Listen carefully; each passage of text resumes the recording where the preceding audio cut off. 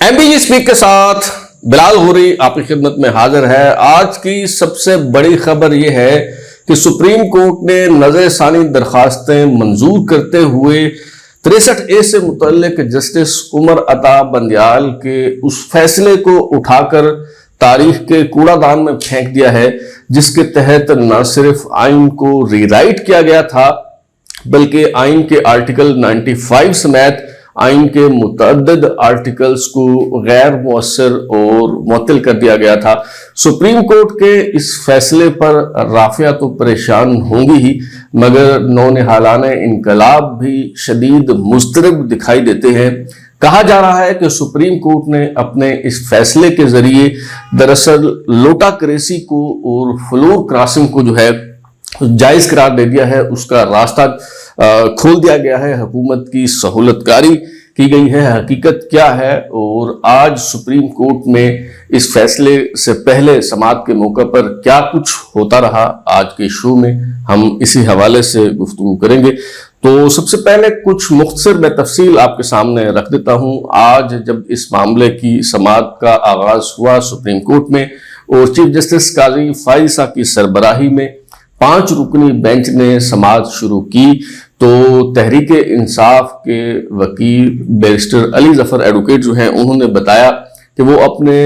मौक्किल यानी इमरान खान साहब की हिदायत पे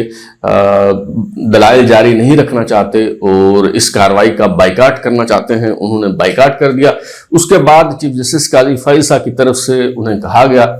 कि अगर आप मुनासिब समझें तो अदालती मुआविन के तौर पे आप यहाँ मौजूद रहें और आप दलाइल दें। और दिलचस्प बात यह है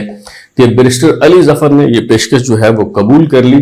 गोया वो इमरान खान के बिहाफ पे तो उन्होंने दलाइल नहीं दिए, लेकिन वो अमलन सुप्रीम कोर्ट में मौजूद रहे और इस पे उन्होंने अपनी मारूजात जो है वो पेश की। इस पे सवालात हुए और चंद घंटों की समाअत के बाद जो है मुख्तसर फैसला सुना दिया गया सुप्रीम कोर्ट के 5 रुकनी बेंच की तरफ से, जिसमें कहा गया कि 5 रुकनी बेंच जस्टिस उमर अता बंदियाल के सरबराही में जिसने ये फैसला दिया था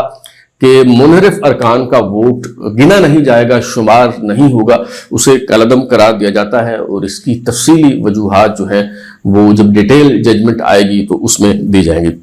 अच्छा, अब इस पे जो बयानिया बनाया जा रहा है, जो इस पे तनकीद की जा रही है, वो ये की जा रही है कि सुप्रीम कोर्ट ने लोटा क्रेसी को जो है वो जायज करार दे दिया है, सियासी जिस्म फरोशी की जो है वो इजाजत दे दी है। अब ये जो तहरीक इंसाफ के वाबस्तगान हैं, ये उनका कमाल है, ये उनका एजाज है कि वो जब चाहें वो उनके नज़दीक कौवा सफ़ेद हो जाता है और जब चाहें वो कौवे को स्याह भी जो है वो साबित कर सकते हैं। उनका मामला और माजरा जो है वो ये है, वो कहते हैं कि हम करें तो रक्स, तुम करो तो मुजरा। तो अगर कोई उनकी मुखालिफ सियासी जमात का कोई शख्स जो है वो अपनी जमात छोड़ के उनकी पार्टी में आता है, यानी पीटीआई में शमूलियत इख्तियार करता है, तो वो कहते हैं कि जी उसने अपने ज़मीर की आवाज़ पे लब्बैक कहा है और इसे वो विकेट गिराने के मुतरादिफ जो है वो करार देते हैं। लेकिन इसी तरह अगर उनकी जमात का कोई रुकन अपनी पार्टी को छोड़कर दूसरी जमात में जाता है तो उसे वो लोटा करार देते हैं, उसे वो कहते हैं कि जी वो बेज़मीर हो गया है, उसने पैसे पकड़ लिए हैं, उसे ये ताने दिए जाते हैं, उसे ये धमकियां दी जाती हैं कि तारीख तुम्हें लोटे की हैसियत से याद रखेगी, तुम्हारे बच्चों से कोई शादियां जो है वो नहीं करेगा। इनका मामला ये है कि जावेद हाशमी जैसा शख्स जो है वो अगर मुस्लिम लीग नून छोड़ के उनकी पार्टी में आता है तो बागी कह के उसकी पजीराई की जाती है, उसे सराहा जाता है। लेकिन जब वो इसलिए पीटीआई को छोड़ देता है कि इमरान खान साहब फौज के साथ मिलकर मुंतखब हुकूमत का तख्ता उल्टाना चाहते हैं, तो वही जो बागी है वो दागी कहलाता है। इसी तरह फजलुर रहमान साहब जब तक उनके साथ खड़े रहते हैं तो तब तक वो उन्हें मौलाना कह के उनकी इज्जत बढ़ाते हैं, लेकिन जो ही वो उनकी सफ से निकल के मुखालफिन की सफ में शामिल हो जाते हैं तो वही मौलाना जो है उन पे डीजल की फप्ती जो है वो कसी जाती है। तो ये जो तहरीक इंसाफ के वाबस्तगान है, उनका मामला और माजरा कुछ ऐसा है कि तुम्हारी जुल्फ में पहुंची तो हुस्न कहलाई, وہ تیرگی جو میرے نامہ سیاہ میں تھی. تو یہ بیانیہ بنانے میں چونکہ ماہر ہے تو اس لیے جب انہیں جو نیریٹو سوٹ کرتا ہے اسے بڑی آسانی کے ساتھ جو ہے وہ بلڈ کر دیا جاتا ہے. لیکن آج ہم یہ جاننے کی کوشش کرتے ہیں کہ دراصل یہ فیصلہ ہے کیا فیصلہ آیا تھا اور ابھی جو فیصلہ آیا ہے سپریم کورٹ کا اس میں غلط کیا ہے, کیا واقعی سیاسی جسم فروشی کی اجازت جو ہے وہ دے دی گئی ہے. دیکھیے آئین میں 63A میں یہ لکھا گیا کہ جو بھی رکن پارلیمنٹ پارٹی پالیسی کے خلاف جا کے ووٹ دے گا وہ منحرف رکن شمار ہوگا اور اس کی جو سزا ہے وہ یہ ہوگی کہ اس کو ڈسکوالیفائی کر دیا جائے گا. پارلیمانی اس کا ایک پروسیجر بھی جو ہے وہ آئین میں بیان کیا گیا ہے کہ پارلیمانی لیڈر جو ہے وہ اسپیکر قومی اسمبلی کو خط لکھے گا کہ فلاں رکن نے جو ہے وہ انحراف کیا ہے اور پھر وہ اسپیکر جو ہے یہ معاملہ یہ ریفرنس الیکشن کمیشن کو بھیجے گا. الیکشن کمیشن جو ہے وہ اس پہ فیصلہ دے گا اور الٹیمیٹلی پھر وہ شخص اس فیصلے کے خلاف سپریم کورٹ میں جا کے جو ہے وہ اپیل بھی کر سکتا ہے. لیکن اگر آپ نے یہ فیصلہ دے دیا کہ جی اس کا ووٹ شمار ہی نہیں ہوگا, گنا ہی نہیں جائے گا, تو پھر آپ ڈسکوالیفیکیشن کی سزا اسے کیسے دے سکتے ہیں؟ اور پھر یہ جو سارا پروسیس ہے پھر تو یہ سب بیکار ہو جائے گا, پھر اس کی جو ہے وہ کوئی ضرورت ہی باقی نہیں رہے گی. میں ایک دو چار جو مثالیں ہیں روزمرہ زندگی کی وہ دے کے آپ کو سمجھانے کی کوشش کرتا ہوں. مثال کے طور پر آپ موٹر وے پر سفر کر رہے ہیں اور اوور سپیڈنگ کی وجہ سے یعنی تیز رفتاری کی وجہ سے آپ کا چالان کر دیا جاتا ہے تو جرمانے کی ادائیگی کے بعد آپ اپنا سفر جاری رکھ سکتے ہیں. لیکن اگر ایسا کوئی قانون بنا دیا جائے بلکہ قانون تو وہی رہے اور سپریم کورٹ اس کی تشریح اس طرح سے کر دے کہ اوور سپیڈنگ پہ اگر آپ کا چالان ہو گیا ہے تو جرمانے کی ادائیگی کے بعد بھی آپ اپنا سفر جاری نہیں رکھ سکیں گے, تو کیا یہ کوئی منصفانہ فیصلہ ہوگا؟ اس کی کوئی جسٹیفیکیشن جو ہے وہ کی جا سکتی ہے. اسی طرح ایک اور مثال میں آپ کے سامنے رکھتا ہوں. پاکستان پینل کوڈ یعنی PPC کی دفعہ 302 جو ہے وہ قتل عمد سے متعلق ہے. یعنی اگر کوئی شخص کسی کو قتل کر دیتا ہے اس پہ اس دفعہ کا اطلاق ہوتا ہے اور اس کے تحت اسے سزائے موت دی جا سکتی ہے. اب اگر کوئی شخص کسی کو قتل کرنے کا ارادہ رکھتا ہے اور قانون نافذ کرنے والے ادارے اس کی کوشش کو ناکام بنا دیتے ہیں تو کیا اس کے بعد بھی اس پہ یہ جو دفعہ 302 ہے اس کا اطلاق ہو سکتا ہے؟ بالکل نہیں ہو سکتا. اقدام قتل کے تحت تو آپ مقدمہ چلا سکتے ہیں اس کے خلاف, لیکن 302 کی جو دفعہ ہے وہ نہیں لگ سکتی اس شخص کے خلاف کیونکہ قتل ہوا ہی نہیں ہے. تو اسی طرح اگر کسی شخص کا ووٹ گنا ہی نہیں جائے گا, شمار ہی نہیں ہوگا, تو پھر انحراف کی جو کلاز ہے 63A اس کا اطلاق اس شخص پہ کیسے ہو سکتا ہے اور اسے ڈسکوالیفائی کیسے کیا جا سکتا ہے؟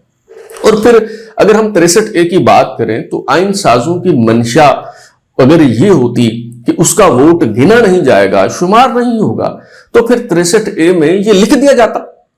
کہ اگر کوئی پارٹی پالیسی کے خلاف ووٹ دے گا تو وہ ووٹ اس کا شمار نہیں ہوگا. لیکن یہ اس لیے نہیں لکھا گیا کہ اگر ایسا قرار دے دیا جاتا تو یہ ڈکٹیٹرشپ ہوتی, یہ مطلق العنانیت ہوتی, سیاسی جماعتوں کی اجارہ داری ہوتی. پھر سیاسی جماعت کے جو 2-3 سربراہان ہیں جو پارلیمانی لیڈرز ہیں وہ پھر ملک کی تقدیر کا فیصلہ کرتے ہیں اور جو ارکان قومی اسمبلی ہیں وہ پھر ربڑ سٹمپ ہو جاتے ہیں, وہ تو پھر مہرے کے طور پہ استعمال ہوتے ہیں. ان کی تو پھر کوئی حیثیت ہی باقی نہ رہتی کہ جہاں انہیں کہہ دیا, جس طرح عمران خان صاحب کہتے ہیں کہ ہم کوئی غلام ہیں, ہم کوئی جانور ہیں, تو پھر یہ ارکان قومی اسمبلی جو ہیں یا یہ کیا کوئی جانور ہے کہ جہاں پہ انہیں ہانک کے پارلیمانی لیڈر لے آئے اور کھڑا کر دے وہاں پہ یہ کھڑے ہو جائے اور اس سے کوئی انحراف نہ کر سکے, اس کے خلاف کوئی بغاوت نہ کر سکے. اور اگر یہ جو سپریم کورٹ نے تشریح کی 63A کی اگر اسے درست مان لیا جائے تو پھر یہ تو اس کی تو کوئی انتہا ہی نہیں ہوگی اور کبھی کوئی رکن قومی اسمبلی جو ہے وہ اپنی ضمیر کی آواز پہ ووٹ نہیں دے سکے. مثال کے طور پہ 2019 میں آپ کو یاد ہوگا کہ army chief general Qamar Javed Bajwa کو ایکسٹینشن دینے کے لیے قانون سازی کی گئی. اس وقت خیر سے تحریک انصاف کی حکومت تھی. ان سارے اقدامات پہ پشیمانی ہے تحریک انصاف کے لوگوں کو, وہ کہتے ہیں ہم سے بڑی غلطی ہوئی ہے. سب سے بڑی غلطی یہ تھی کہ ہم نے باجوہ صاحب کو جو ایکسٹینشن دی. چلیں اس بحث کو چھوڑیں, میں جو پوائنٹ آپ کو بتانا چاہ رہا ہوں اس وقت وہ جو قانون لایا جا رہا تھا اور ترمیم کی جا رہی تھی قومی اسمبلی میں, اگر 63A کا یہ فیصلہ موجود ہوتا تو P T I, P M L N یا پیپلز پارٹی کا کوئی بھی رکن قومی اسمبلی ضمیر کی آواز پر لبیک کہتے ہوئے اس کے خلاف ووٹ دے سکتا تھا. جو ووٹ دیتا تو اس کا ووٹ شمار ہی نہیں ہونا تھا. تو اگر پارلیمانی لیڈرز کبھی غلط فیصلے کرتے ہیں، مفادات کا سودا کرتے ہیں، اپنے مفادات کے تحت کوئی قانون سازی لانا چاہتے ہیں، تو اس کو روکنے کا پھر ذریعہ کیا ہے؟ یہی ہے نا کہ اپنے اندر سے آواز اٹھے. مثال کے طور پہ میاں نواز شریف صاحب کا دوسرا دور حکومت جو تھا، اس میں وہ شریعت بل لانا چاہتے تھے، اس پہ پارٹی کے اندر سے آوازیں اٹھی اور الٹیمیٹلی وہ منظور نہیں ہو پایا، پیچھے ہٹنا پڑا حکومت کو. تو بتائیے اگر اس وقت 63A کی تشریح اور تعبیر یہی ہوتی جو جسٹس عمر عطا بندیال صاحب نے فرمائی، تو آج اس ملک میں شریعت نافذ ہو چکی ہوتی اور میاں نواز شریف صاحب جو ہے وہ امیر المومنین ہوتے اور ہم یہ باتیں کر ہی نہ رہے ہوتے. تو کہنے کا مطلب یہ ہے کہ یہ جو 63 عمر عطا بندیال صاحب نے وہ فیصلہ دیا،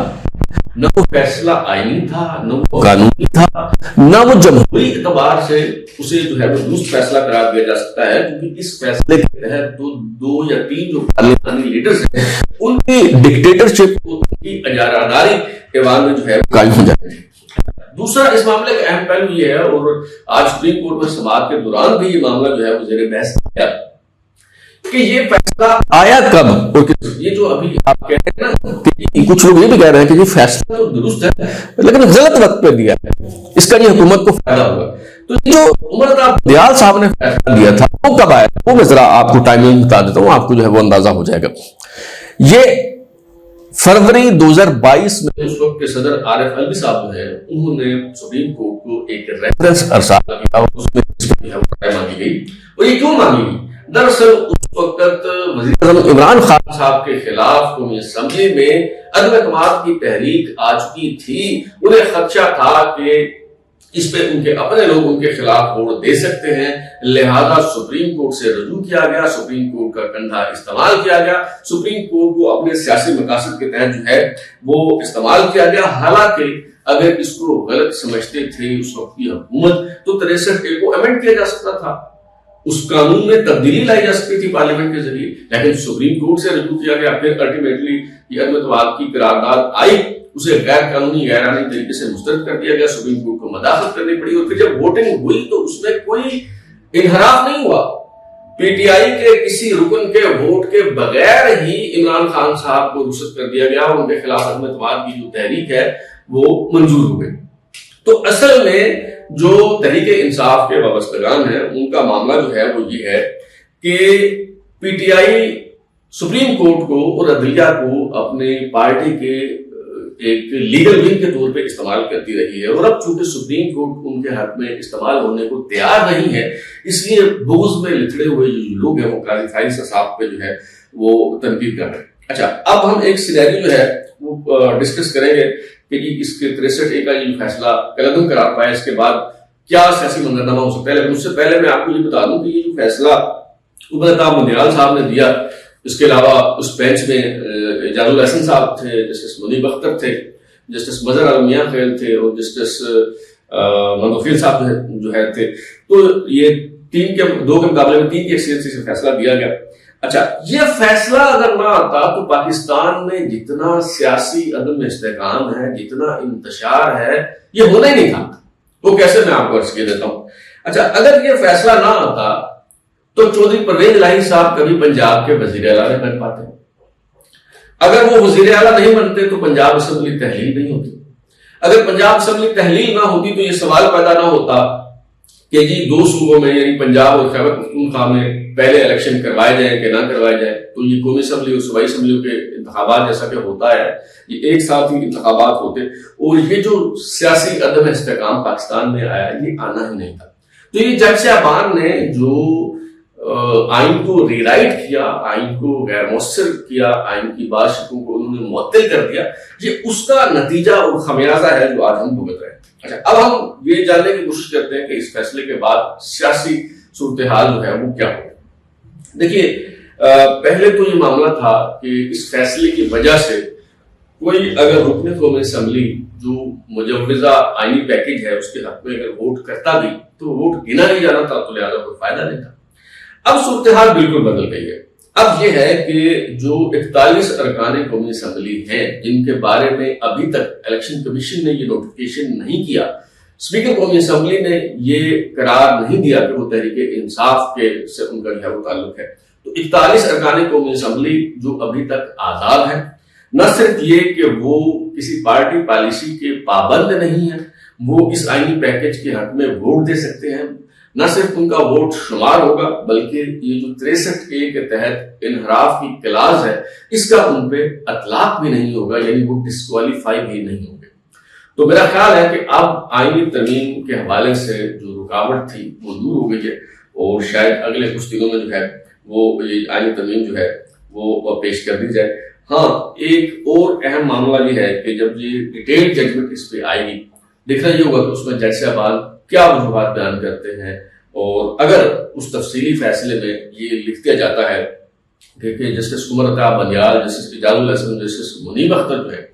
انہوں نے اپنے مینڈیٹ سے انحراف کیا، انہوں نے آئین کی تشریح کی آڑ میں آئین کو ری رائٹ کیا، اور آئین کے آرٹیکل 95 سمیت آئین کی بعض شقوں کو انہوں نے غیر مؤثر اور معطل کر دیا، تو پھر اس کے بہت سنگین نتائج ہو سکتے ہیں۔ اب تک یہ اتنا ہی، بلال کو جان دیجیے۔ اگر آپ کو ہمارا شو پسند آیا تو اسے لائک کریں، کامنٹ کریں، شیئر کریں، اور ہمارے چینل سبسکرائب کرنے کے بعد گھنٹی ضرور دبائیں تاکہ آپ کو نئے ویڈیوز نوٹیفیکیشن ملتے رہیں۔ بہت شکریہ۔